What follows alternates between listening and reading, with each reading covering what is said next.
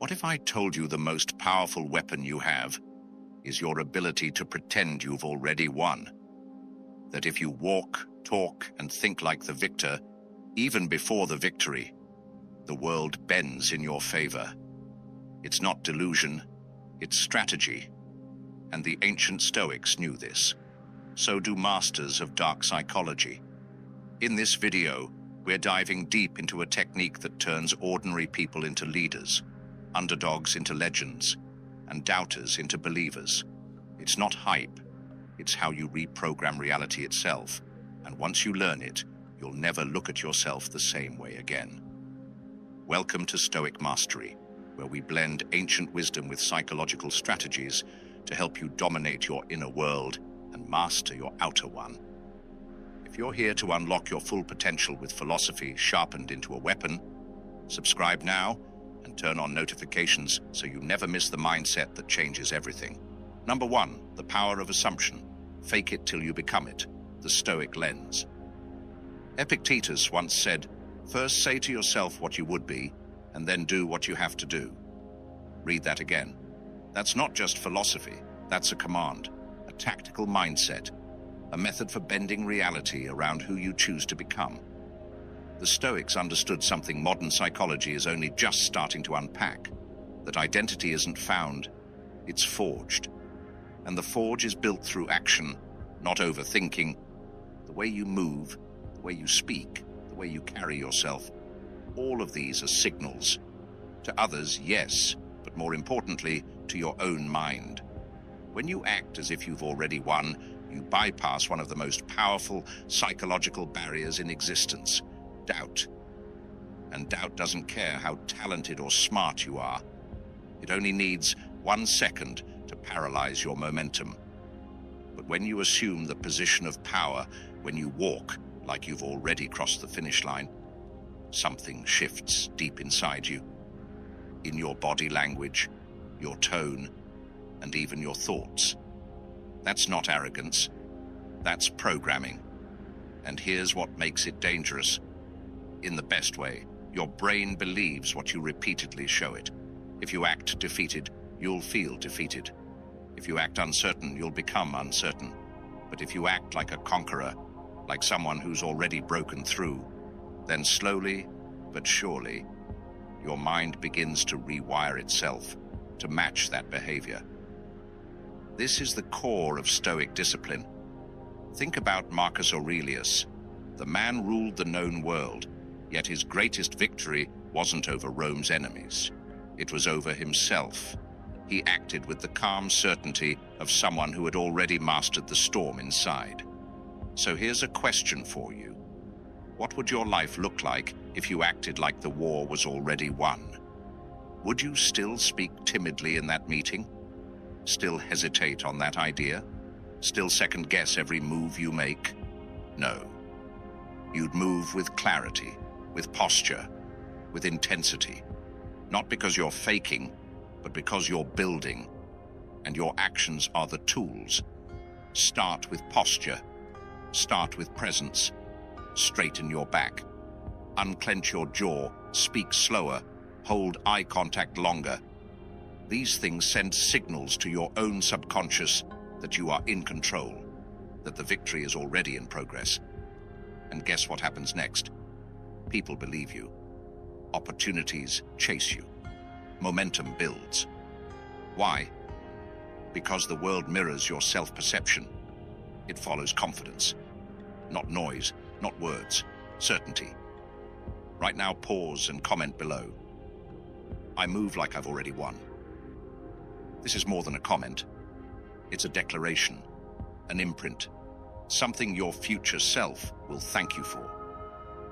And if this message already sparked something in you, like the video, so more people can find it, drop that phrase again if you're serious. I move like I've already won. And don't forget, this is just the beginning. The next step isn't just psychological, it's chemical. Your brain changes when you start living like a victor.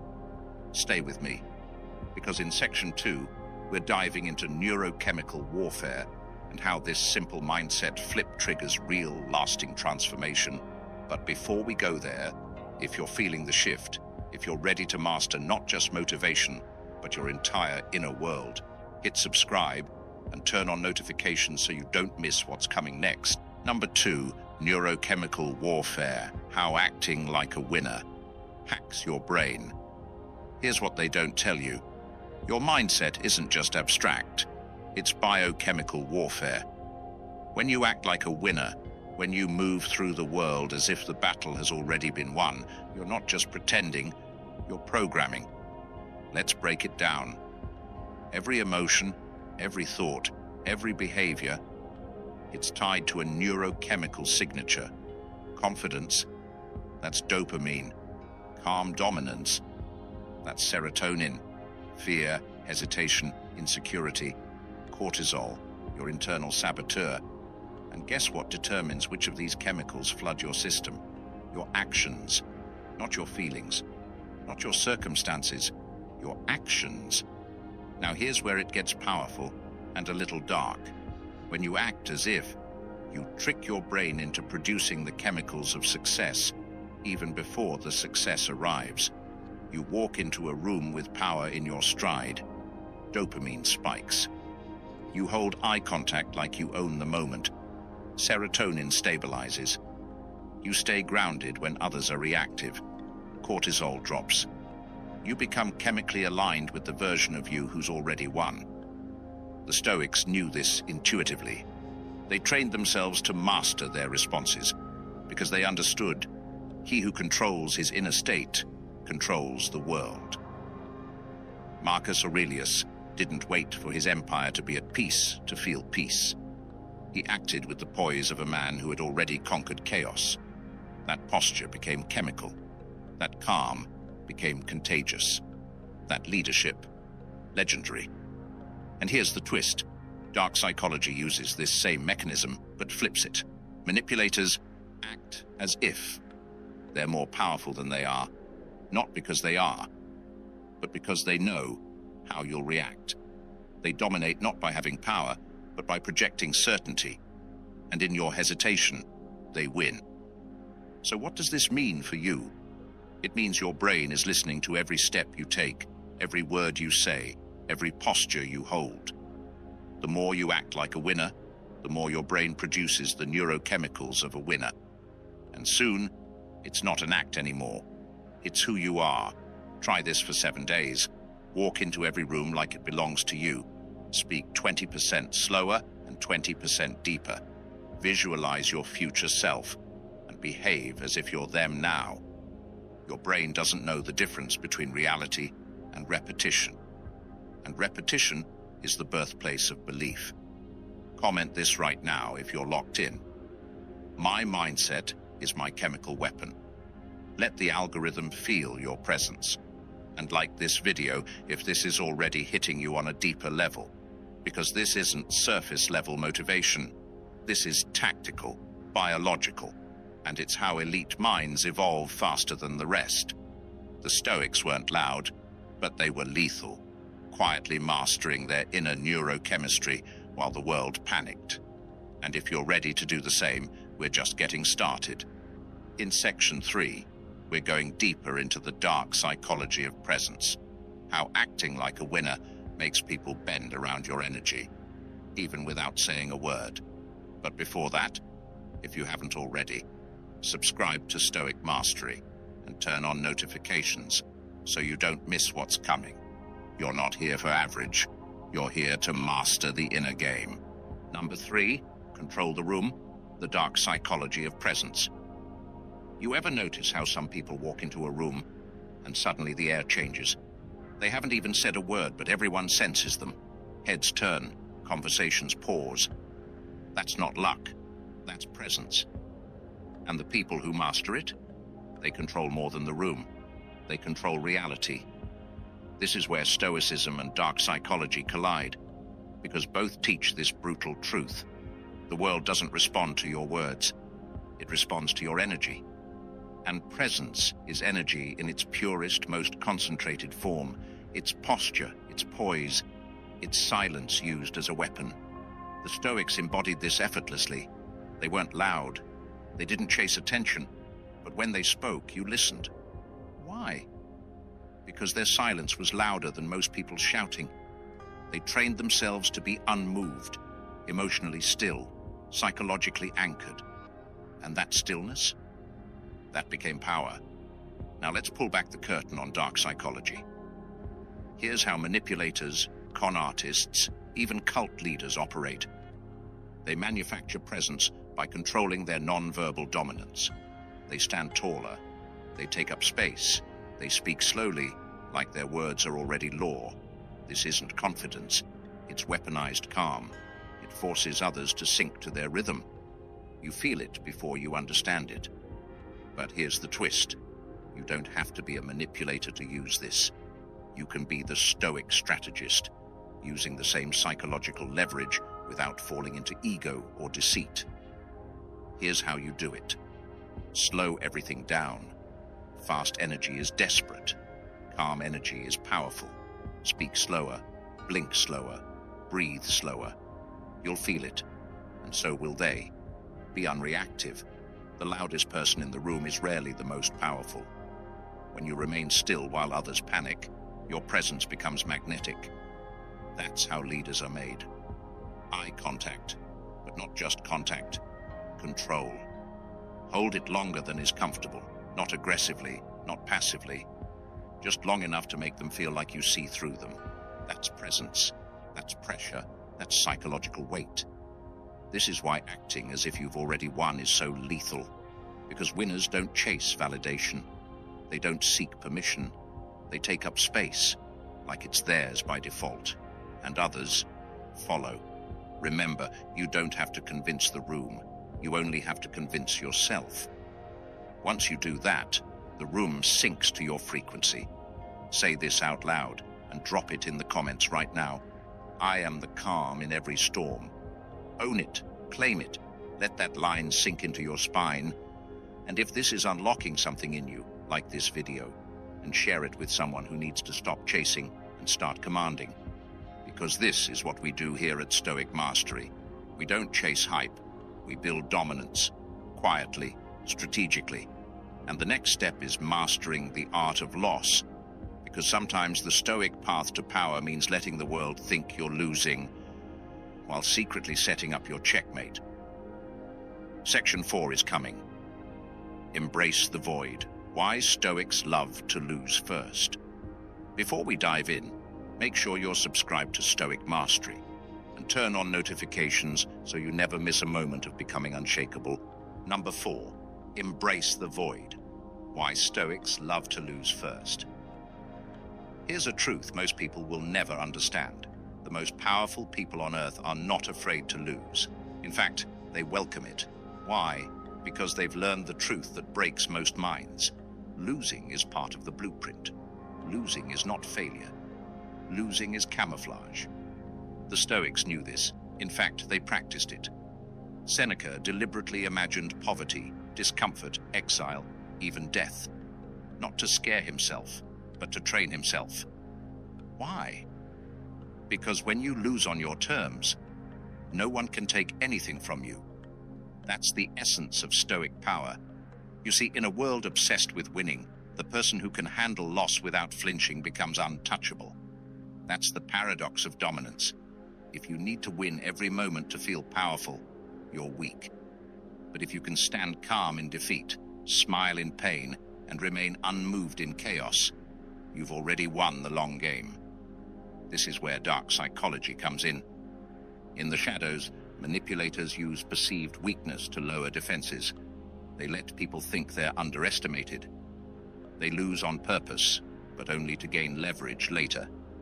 That's how the most dangerous players operate. Not through brute force, but through strategic silence. But the Stoic doesn't play dirty. The Stoic plays deep. When you act as if you've already won, and then lose, you don't collapse. You lean in.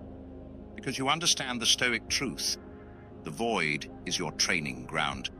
Embracing the void means doing what most people avoid, walking into discomfort, rejection, failure, and not only surviving it, but building muscle from it. Here's your mental reframe. Losing isn't the opposite of winning. Losing is part of winning. Every scar is a blueprint. Every fall sharpens the edge. You must become the person who can be humiliated without losing dignity, who can be ignored without losing confidence, who can be rejected and still walk tall because their worth was never up for negotiation. That's the kind of power they can't cancel, can't bully, can't own. So here's your Stoic weapon today. Embrace losing. Practice rejection. Invite the void. Then smile. Say this in the comments right now and claim it. Even in loss, I walk like a king. Yes, type it, say it, breathe it. You're not here to be liked. You're here to be limitless. And if that line resonates with you, if you feel it in your bones, smash the like button so this video reaches others who are walking through their own shadows. Remember, Marcus Aurelius didn't write his meditations when he was thriving. He wrote them while surrounded by war, sickness, betrayal. His void wasn't a weakness. It was the womb of his immortality. So let them think you've lost. Smile. Because while they celebrate early victories, you're setting the stage for something much bigger. In Section 5, I'll reveal the daily rituals that rewire your mind and body to act as if every single day, no matter the storm. Before we go there, don't forget to subscribe to Stoic Mastery and turn on notifications, because if you're still here, you're not average. You're preparing for mastery. Number 5, the as-if ritual. Daily behaviors to rewire reality. By now you understand the philosophy. You've seen how the Stoics wielded their minds like weapons, how dark psychology manipulates the unseen, and how winners walk through loss like it's part of the plan. But all of this is just theory until you build it into your daily life. Because here's the real truth. You don't become powerful by waiting for the right moment. You become powerful by doing small intentional things every single day, as if you've already won. That's what I call the as-if ritual, a system of behaviors that sends a signal to your subconscious. This is who I am now. Let's break it down. 1. Command the morning. When you wake up, don't just scroll, don't react. Dominate your first 10 minutes. Make your bed with precision. Look in the mirror and hold eye contact with yourself. Say, I already won today. The world just hasn't caught up yet. This isn't affirmation fluff. This is a neurological reset. You're anchoring your identity before the world tries to shake it. 2. Dress and move. Like a victor style isn't vanity, it's armor. Your posture, your clothing, your scent, your pace, they all tell your brain and everyone else how to treat you. Winners move with purpose. They don't rush, they don't slouch, they don't shrink. Act like your future self is watching you, because they are. 3. Silence as power. Make silence your ally. Don't over-explain, don't defend, just act. Every time you resist the urge to seek approval, you reclaim authority over your nervous system. Train yourself to speak when necessary, and never to be the loudest in the room. That's how power breathes. 4. Journal like a general. Each night, write one line. Today, I acted like I already won by... Then fill in the blank. This ritual rewires your memory to track victories, not losses. Do this for 30 days. Your brain will start believing you are that person. 5. Predict your moves. Before big moments, a meeting, a performance, a conversation, don't hope it goes well. Visualize yourself walking out as the version of you who already won. How would they speak? How would they sit? How would they breathe? Now, do that in advance. Ritualize it. Embody it. This is the work no one sees. The private behaviors that shape public outcomes. Say this out loud and comment below right now. My actions prove I've already won. If you're locked in, like this video, and let the YouTube algorithm feel your frequency. Let others know there's a new breed rising. Quiet, relentless, disciplined. This is the Stoic path. Not loud, not performative, tactical, internal, permanent. And if this as-if ritual resonates with you, then you're ready for the final phase, because Section 6 is the final test, the mirror confrontation, where you find out if this is just a mindset or a full-blown identity shift. So before we step into that fire, make sure you're subscribed to Stoic Mastery and turn on notifications, because now we see acting as if isn't pretending, it's becoming. Number 6, you versus the mirror, the final test of dominance. By now, you've learned how to act like a winner before the victory comes. You've trained your mind to play the long game, embrace the discomfort of loss, and practice the rituals that rewire your identity from the inside out. But now comes the hardest part, facing the mirror. Not the literal mirror you see every day, but the psychological mirror that tests whether you've truly become the person you've been pretending to be. This is where it gets real. This is the moment that separates the thinkers from the doers. This is the test where your actions meet your reflection. See, every time you look into that mirror, your subconscious is asking one question. Do you believe it yet? When you move through the world with the mindset of a winner, people will notice. Opportunities will come. But every single time, the mirror will challenge you. You'll face doubts. You'll encounter moments where you feel less than, where your actions don't align with the level of success you know you're supposed to be achieving. And that's the test. That's the final moment where you either confirm your own belief or collapse under the weight of doubt. Here's the truth. The mirror will always show you the real battle. It's easy to act like a winner when no one's watching, but can you hold that posture when everything around you is falling apart? Can you still stand tall when failure is knocking at your door, when people are doubting you, or when life feels like it's testing everything you've built? The Stoics would say, that is the moment you must hold fast to your character. This is when you prove to yourself that it was never about external validation. It was always about the internal strength you cultivated through the practices we've outlined.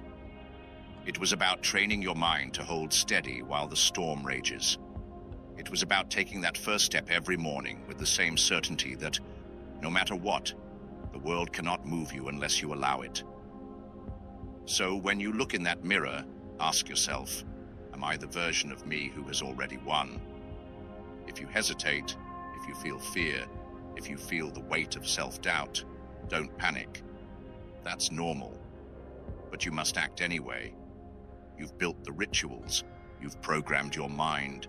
Now it's time to test it against the world's challenges, and the only person who can truly stop you is you. Say this with confidence and drop it in the comments. I am my greatest ally. I am unstoppable. Now this is where the shift happens. This is where you find out if the work you've done, the rituals you've put into play, have truly turned you into someone who cannot be shaken. And if you've been following along, if you've internalized these principles, the answer will be yes. You are no longer pretending. You are becoming. So if you've made it this far, if you feel the power rising within you, like this video, share it with someone who needs this transformation, and subscribe to Stoic Mastery. Turn on notifications so you're always ahead of the curve. And remember, the victory is never in the external. The victory is in the mirror. When you face yourself, when you no longer need validation from the world because you already know who you are, that's when the real winning begins.